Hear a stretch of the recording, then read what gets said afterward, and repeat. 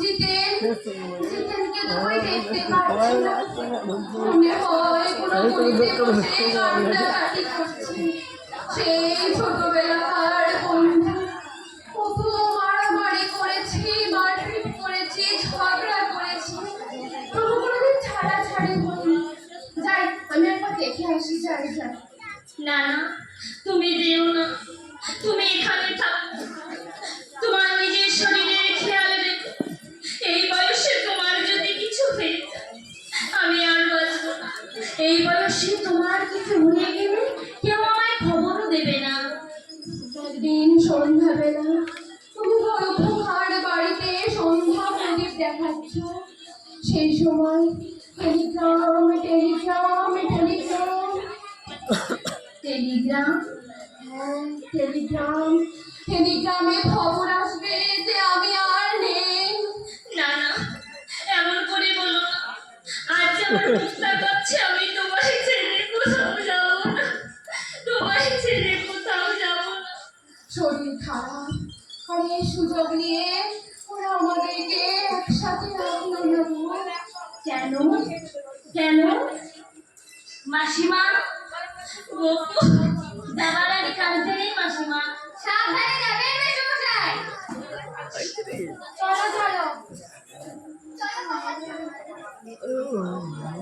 দাঁড়াও দাঁড়াও, এই বাড়িতে আমার অনুমতি ছাড়া কোনো জিনিসপত্র নিয়ে যাবে না, সব নামিয়ে রাখুন।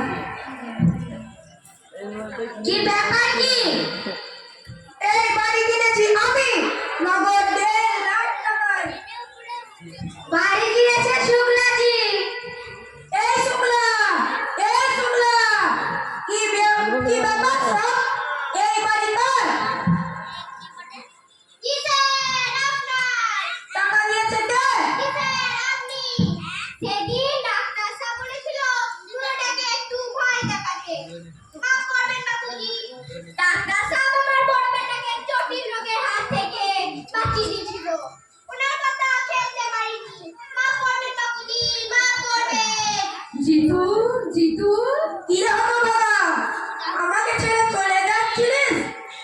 এই বাড়ি আমার, এই বাড়িতে সবাই থাকবে, বকুল শ্যামল সবাই থাকবে, যাবে শুধু এরা দুজন। দাঁড়াও, যাচ্ছ কোথায়? ট্যাক্সি তো আমি ফেরত পাঠিয়ে দিয়েছি। জিতু কাকু বললি কি তোমাদের যেতে হবে? জিতু কাকুর প্রতি তোমাদের কোনো জোর নেই? এই কানাই, তোর মাকে বল ভালো মন্দের ব্যবস্থা করতে, সবাই মিলে জমিয়ে খাবো। তলে তলে এত ঠাকুরপো, সব তোমার জন্য প্রধান, সব তোমার জন্য। তোমাদের মতো দম্পতি যেন ঘরে ঘরে হয়। এত ঝগড়া খুনসুটির মধ্যেও তোমাদের দুইজনের ভালোবাসা কখনো কমেনি। তোমাদের দাম্পত্য জীবন যেন সুখময় হোক প্রধান, এবং সুমধুর থেকে সুমধুর হোক। আমার কাছে তো তোমরাই পৃথিবীর সেরা দম্পতি। তোমাদের দম্পতি ছুটি মেলা ভার প্রধান। গানটা ধরো।